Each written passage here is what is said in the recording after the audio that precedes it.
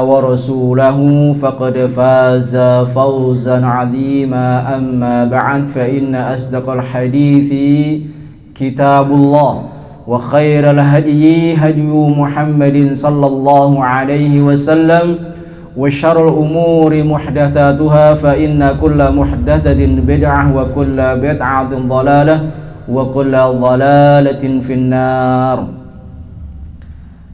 Jamaah rahimani wa rahimakumullahu jami'ah. Alhamdulillah, kita bersyukur kepada Allah Azza wa Jalla, di mana Allah Subhanahu wa Ta'ala di malam hari ini masih memberikan kepada kita kesempatan untuk terus belajar, karena kewajiban belajar itu sampai mati. Dan bahwa belajar adalah perkara yang diperintahkan dan hukumnya wajib, karena ilmu sendiri banyak manfaatnya. Dengan ilmu seseorang akan dijauhkan dari kerugian. Dengan ilmu orang akan diberikan kebahagiaan. Dengan ilmu orang akan diberikan kemudahan jalan menuju surga. Dengan ilmu orang akan dijauhkan dari kehinaan. Maka nikmat besar kita bisa menuntut ilmu, belajar. Dan kenikmatan ini jamaah tidak semua orang diberikan.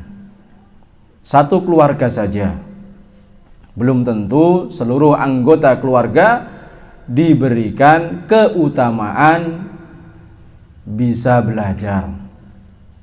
Dalam satu keluarga, belum nanti dalam satu RT, tidak semuanya diberikan oleh Allah Tabaraka wa Ta'ala taufik nikmat belajar. Nah, taib jamaah hadakumullahu jami'ah, di malam hari ini kita masih membaca kitab Bahjatul Qulubil Abrar. Kita masuk di hadis yang ke-9. Nah, di hadis yang ke-9 berkenaan dengan takdir. Hadis tersebut diriwayatkan dari sahabat Abdullah bin Amr. Nah, bin Amr, nah di situ. Nah, Abdullah bin Amr. Riwayat Muslim.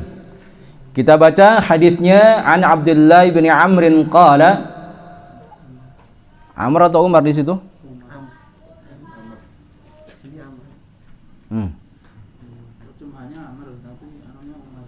Baik. Nah, memang di asrinya, dan saya juga belum ngecek, di aslinya adalah Abdullah bin Umar. Cuma saya juga belum ngecek. Ya. Nanti bisa dicek dari sahabat Abdullah bin Umar atau Abdullah bin Amr. Ya, nanti bisa kita cari. Nah, di Sahih Muslim. Rasul sallallahu alaihi wasallam telah bersabda, "Kullu syai'in biqadarin hatta al-ajzu wal qayyisu." Nah, segala sesuatu itu ditakdirkan, telah ditentukan. Bahkan al-ajzu, kelemahan, wal qayyisu, dan kecerdasan. Nah, al-ajz wal qayyis, kelemahan dan kecerdasan, itu suatu perkara yang telah Allah Ta'ala takdirkan. Nah, apa makna al-ajzu wal qayyis? Kelemahan dan kecerdasan disebutkan oleh Rasul sallallahu alaihi wasallam. Nah, Rasul sallallahu alaihi wasallam telah menerangkan makna qayyis, makna kecerdasan dan kelemahan. Al-qayyisu man dana nafsahu wa amila lima ba'dal maut. Wal ajizu man atba'a nafsahu hawaha wa tamanna 'ala Allahil amani. Nah, al-qayyis, cerdas, orang cerdas itu adalah orang yang senantiasa mengintrospeksi diri. Ya, mengintrospeksi diri, dan dia senantiasa beramal untuk bekal sebelum datangnya kematian. Itu orang cerdas. Nah, dia senantiasa beramal, melakukan ketaatan, kebaikan dengan tujuan apa? Mencari bekal sebelum datang kematian. Itulah orang cerdas. Nah, kemudian wal ajiz, yang dikatakan orang lemah adalah orang yang mengikutkan dirinya untuk mengikuti hawa nafsunya, menuruti hawa nafsunya, dan berangan-angan kepada Allah Tabaraka wa Ta'ala. Nah, jamaah rahimani wa rahimakumullah, disebutkan dalam hadis bahwa segala sesuatu itu telah ditakdirkan. Nah, dan takdir itu termasuk rukun iman. Rukun iman ada 6. Sebagaimana Rasulullah sallallahu alaihi wasallam pernah ditanya oleh malaikat Jibril alaihi salam. Disebutkan dalam hadis yang panjang, hadis Jibril dari sahabat Umar bin Khattab radhiyallahu taala anhu, riwayat Muslim. Malaikat Jibril bertanya, "Ya Rasulullah, ya Muhammad, akhbirni anil iman." Wahai Muhammad, kabarkan kepadaku, terangkan kepadaku makna iman. Nah, maka Rasul sallallahu alaihi wasallam menyebutkan rukun iman. Iman itu adalah antu'mina billahi wa malaikatihi wa kutubihi wa rusulihi wal yaumil akhir wa tu'mina bil qadari khairihi wa syarrih.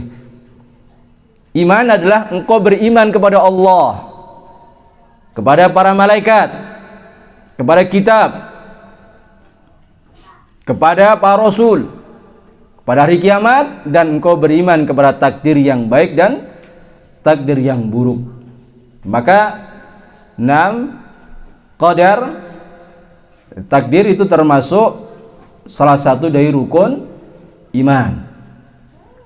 Dan beriman kepada takdir itu adalah suatu perkara yang sangat baik. Allah Subhanahu wa ta'ala telah sebutkan yang namanya kebaikan itu adalah beriman kepada rukun iman. Allah Tabaraka wa ta'ala habarkan, "Laisal birra an tuwallu wujuhakum qibalal masyriqi wal maghrib." Tidaklah yang namanya kebaikan, nah, engkau menghadapkan wajahmu ke arah timur dan barat. Bukan itu yang namanya kebaikan. Yang dikatakan kebaikan apa? Walakinnal birra man amana billah.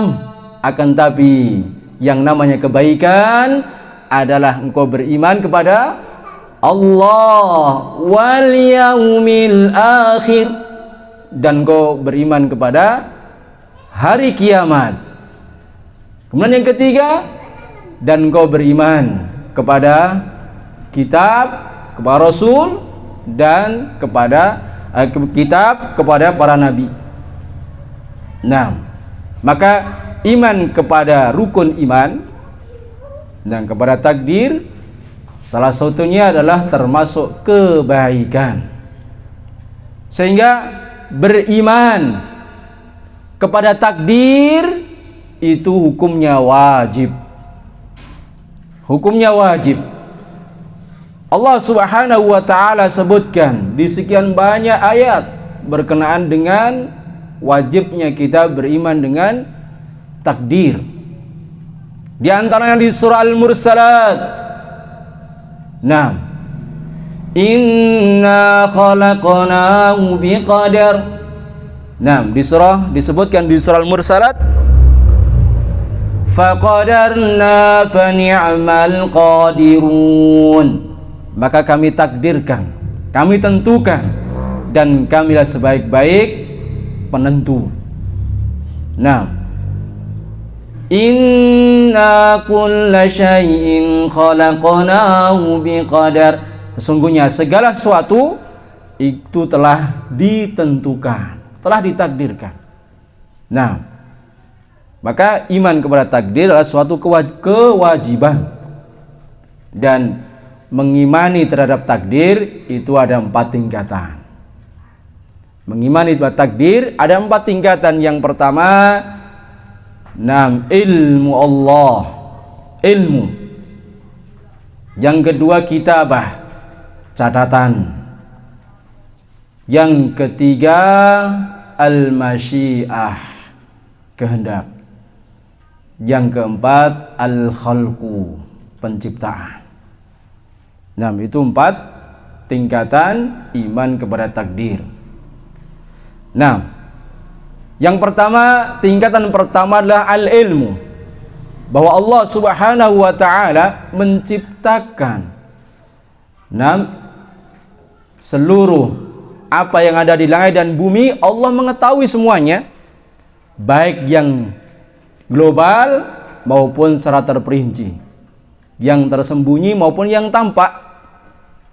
Nah, bahkan yang di dalam dada kita pun Allah tahu. Saat ini dada kita isinya apa, Allah tahu. Nah, Allah tahu.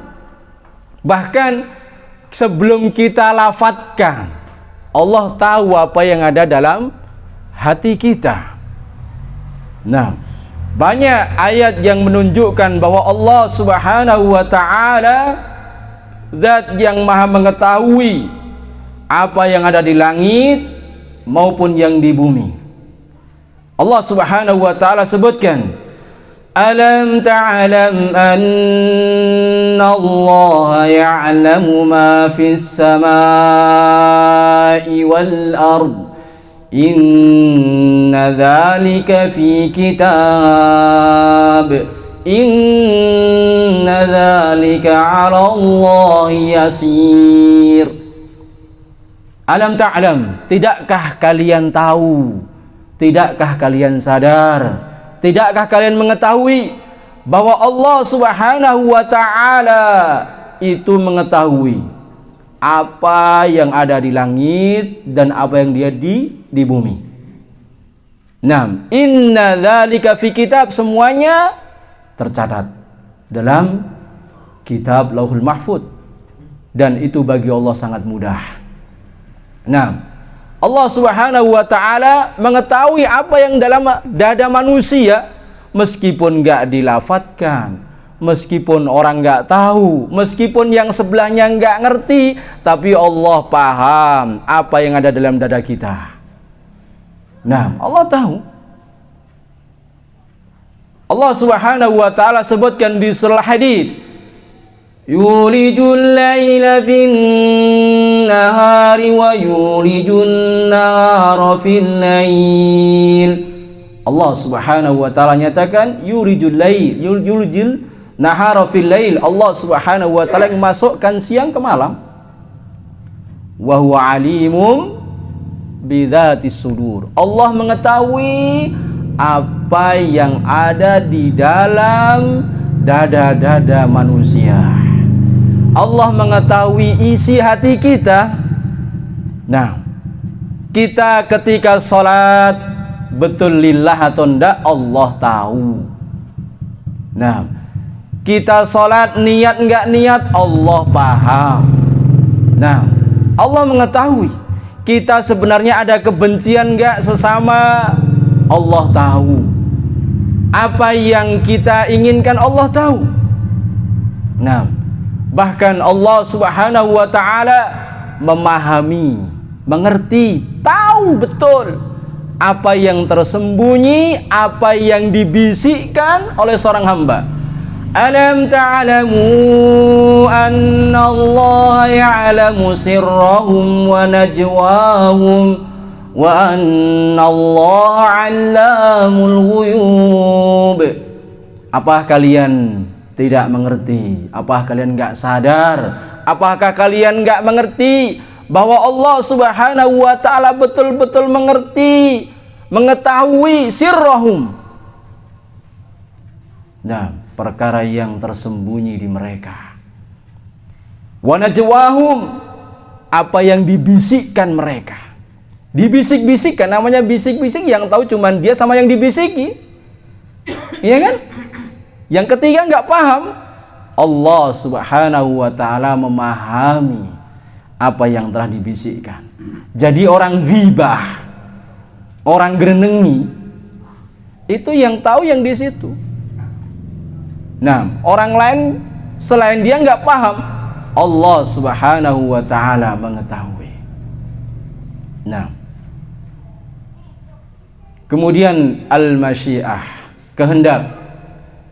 Semua apa yang terjadi di muka bumi ini maupun apa yang tidak terjadi, semua atas kehendak Allah Tabaraka wa Ta'ala. Allah Subhanahu wa Ta'ala tegaskan di akhir dari surat Takwir, wa ma tasha'una illa an yasha'allahu rabbul alamin. Dan tidaklah kalian berkehendak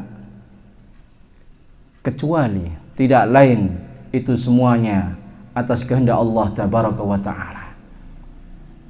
Nah, kemudian al-khalqu, penciptaan. Wallahu khalaqakum wa ma ta'malun. Dan Allah Subhanahu wa Ta'ala yang telah menciptakan kalian dan apa yang telah kalian lakukan, apa yang telah kalian perbuat. Nah, jamaah rahimani wa rahimakumullah, itulah 4 tingkatan iman kepada takdir. Kemudian berikutnya macam-macam takdir. Macam-macam takdir, yang pertama takdir secara umum.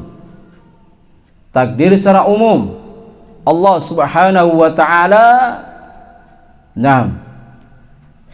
menciptakan segala sesuatu. Allah Ta'ala mengetahui semuanya. Sebagaimana hadis disebutkan dalam hadis dari sahabat Abdullah bin Amr. Abdullah bin Amr, riwayat Muslim. Rasulullah sallallahu alaihi wasallam telah menghabarkan, kataballahu maqadiral khalaik qabla an yakhluqas samawati wal ard bi 50,000 sanatin wa kana 'arsyu 'alal ma'. Nah, Rasulullah sallallahu alaihi wasallam menghabarkan bahwa di antara jenis takdir itu ada takdir secara umum sebagaimana disebutkan dalam hadis riwayat Muslim dari sahabat Abdullah ibn Amr bin As. Kataballahu maqadiral khalaik. Allah Subhanahu wa Ta'ala telah menetapkan takdir-takdir makhluknya sebelum Allah Ta'ala menciptakan langit dan bumi. Nah, bi 50,000 sanatin. Nah, selama 50.000 tahun. Wa kana 'arsyu 'alal ma', dan arsy Allah Tabaraka wa Ta'ala di atas air. Nah, jadi sebelum penciptaan langit dan bumi, nah, semuanya ketentuan takdirnya sampai hari kiamat sudah selesai. Sudah Allah selesaikan sebelum Allah menciptakan langit dan bumi. Sudah terselesaikan. Langit dan bumi belum ada, takdir. Nah, apa yang nanti akan berjalan di muka bumi itu sudah terselesaikan Allah Tabaraka wa Ta'ala 50.000 tahun sebelum penciptaan langit dan dan bumi. Ini semuanya, semua makhluk, berlaku untuk semua makhluk. Nah, dan takdir ini umum sebagaimana disebutkan dalam hadis yang lain. Nah, Rasulullah sallallahu alaihi wasallam menghabarkan dalam hadis riwayat Tirmizi, "Inna awwala ma khalaqallahu al-qalam."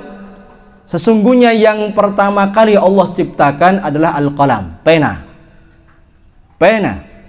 Kemudian Allah tabaraka wa taala setelah menciptakan pena, faqala uktub. Setelah Allah taala ciptakan pena, maka Allah perintahkan kepada pena, uktub, tulislah. Maka kata pena, faqala ma aktub. Apa yang harus saya tulis ya Allah? Apa yang harus saya tulis? Maka Allah taala perintahkan, uktubil qadar. Uktubil qadara. Nah, ma huwa kana. Nah, wa ma huwa kainun fil abad. Maka tulislah takdir apa yang terjadi. Nah, tulislah takdir dan berbagai kejadian sampai hari kiamat. Ditulis.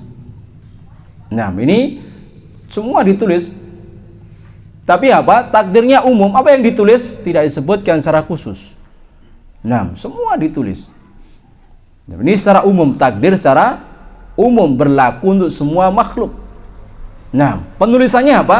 Penulisannya secara umum. Nah, maka disebutkan takdir am, takdir umum. Nah, maka para ulama di situ menyebutkan yang pertama kali diciptakan oleh Allah tabaraka wa taala itu apa? Nah, ini yang jadi perdebatan di antara para ulama. Yang pertama kali Allah ciptakan apa? Nah, apakah arsy? Apakah pena? Apakah air dulu? Karena apa? Arsy Allah di atas air. Apakah air dulu, apakah angin dulu? Nah, maka para ulama, nah mereka berselisih pendapat mana yang lebih pertama kali diciptakan oleh Allah tabaraka wa taala. Nah, ada yang menyatakan penanya dulu, ada yang menyatakan itu arsy-nya dulu. Nah, jamaah rahimani wa rahimakumullah. Kemudian takdir yang kedua. Nah, takdir yang kedua, takdir umri. Nah, takdir umri. Takdir umri ini ketika setiap manusia sebelum lahir, ketika berada dalam janin ibunya, maka Allah kirimkan malaikat, utus malaikat untuk menentukan ajalnya, umurnya berapa. Nah, maka disebut dengan takdir umri. Nah, sebagaimana disebutkan dalam hadis yang panjang, hadis riwayat Bukhari Muslim dari sahabat Abdullah bin Mas'ud. Nah, proses penciptaan manusia. Nah, di akhir dari hadis tersebut disebutkan apa? Proses ketika Allah Ta'ala mengutus malaikat, fayursalu ilaihil malak. Maka Allah Ta'ala diutuslah malaikat kepada janin tersebut. Fayanfu fihi ruh, agar meniupkan ruh, dan juga ditulis 4 kalimat. Nah, diutus malaikat ke janin, kemudian ditiupkan ruh, kemudian dituliskan, ditetapkan 4 kalimat, 4 takdirnya. Nah, 4 kalimat apa itu? Bikatbi rizkihi, ditetapkan rezekinya. Besok dia termasuk rezekinya lancar apa sendet. Besok termasuk dia dalam sehari dapat berapa, dengan jalan seperti apa, sebabnya seperti apa, usahanya seperti apa. Nah, kemudian wa ajalihi, ditetapkan ajalnya, kematiannya. Nah, dia mati umur berapa? Apakah kalau 60 genap 60? Ataukah 60 kurang setengah hari? Nah, ataukah 60 kurang 2 jam? Ditetapkan ajalnya dan sebab kematiannya. Ajalnya ditetapkan. Kemudian ditetapkan wa syaqiyun aw sa'id, ditetapkan pula apa? Kesengsaraannya, kesedihannya dan kebahagiaannya. Nah, kemudian yang berikutnya takdir basyari.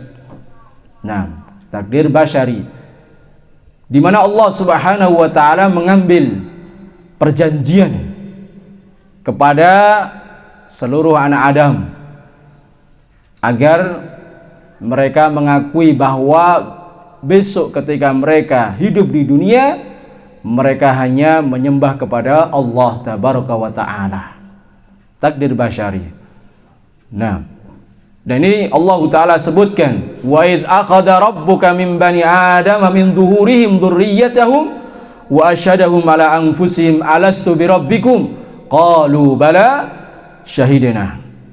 Wa idh akhadha rabbuka, dan ketika Rabbmu telah mengambil, nah, mengambil dari anak keturunan Adam, nah, dari punggung-punggung mereka, wa asyhadahum, dan mempersaksikan, alastu birabbikum, bukankah saya besok itu sesembahan kalian, Rabb kalian? Maka Adam menjawab, qalu bala syahidna, kami, nah, tentu ya Allah, kami telah bersaksi, kami menyaksikan. Ini takdir basyar. Nah, kemudian ada takdir tahunan. Nah, sanah dan tahunan. Dan ini kapan? Takdir terjadi pada malam Lailatul Qadar. Malam Lailatul Qadar. Nah, malam Lailatul Qadar, di mana di situ Allah Ta'ala tentukan selama takdir hamba, takdir yang terjadi di dunia selama 1 tahun. Nah, selama 1 tahun. Di situ nanti ada manusia, ada yang diberikan kebahagiaan, ada yang sengsara. Nah, ada yang mereka diberikan ujian dan cobaan. Terjadi selama 1 tahun. Bahkan nanti antara kematian dan juga kehidupan terjadi setiap tahun. Nah, maka di situ Rasul sallallahu alaihi wasallam ketika di malam Lailatul Qadar bagaimana? Diperintahkan banyak berdoa. Banyak berdoa. Di situ Allah Tabaraka wa Taala di malam Lailatul Qadar Allah Taala tentukan takdir apa yang terjadi di muka bumi selama 1 tahun, termasuk kita jamaah. Nah, kemudian ada takdir yaumi, takdir harian. Nah, sebagaimana Allah Tabaraka wa Taala sebutkan di surah Ar-Rahman, yas'aluhu man fis samawati wal ard, apa yang ada di langit dan bumi mereka meminta kepada Allah Tabaraka wa Taala. Kulla yaumin huwa fi sya'an, maka di setiap hari, setiap waktu, dan dia dalam kesibukan. Dan di mana Allah Tabaraka wa Taala setiap hari mengurus hambanya, mengurus hambanya. Nah, mengurusi hamba-hambanya. Nah, maka di situ ada nanti hamba yang bahagia, hamba yang sengsara. Di situ ada kematian, ada kehidupan. Nah, ini macam-macam apa? Takdir. Nah, ada berapa? Ada 5. Nah, takdir am, umum, takdir basyar, takdir umri, kemudian takdir tahunan, sanah, kemudian ada yaum, nah, harian. Nah, barakallahu fikum. Taib. Berikutnya jamaah hadakumullahu jami'ah. Ternyata belajar tentang takdir itu manfaatnya bagi kehidupan seseorang sangat bermanfaat. Nah, betapa banyak orang gila karena nggak paham takdir. Nah, betapa banyak orang stres karena nggak paham takdir. Nah, taib, di antara manfaat kita mempelajari takdir, nah, disebutkan para ulama, yang pertama, tidaklah sempurna keimanan seseorang kecuali dengan iman terhadap takdir.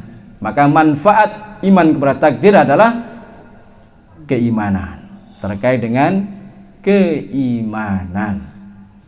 Nah, yang berikutnya, manfaat daripada keimanan, iman kepada takdir adalah bahwa iman kepada takdir itu termasuk iman terhadap tauhid rububiyah.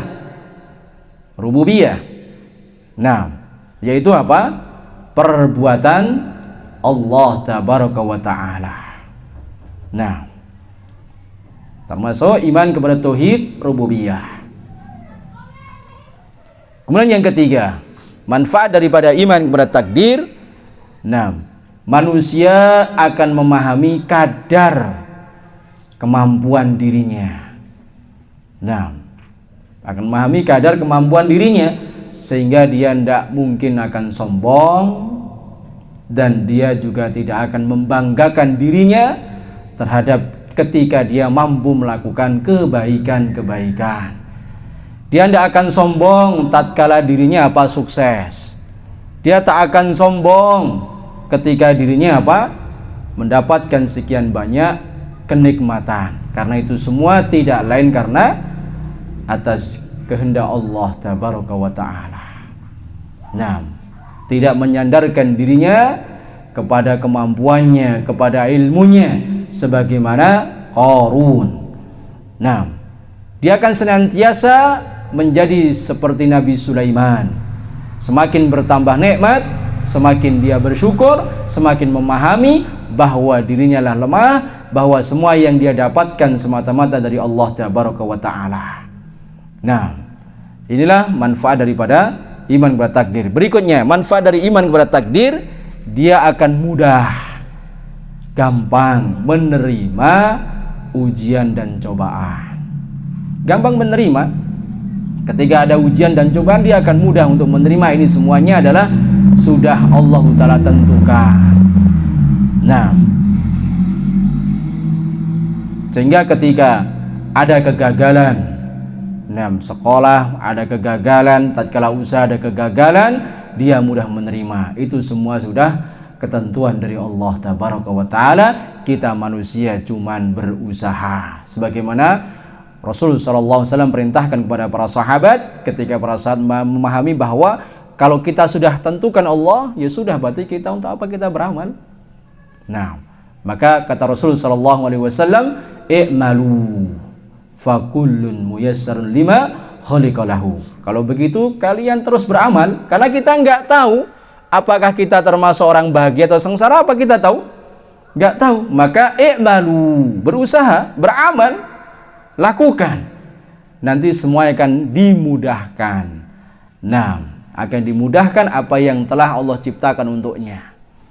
Nah, apa mungkin seseorang akan menjadi seorang dokter ketika cuma tidur saja? Nah, karena kita tahu ini sudah menjadi ketetapan kapan?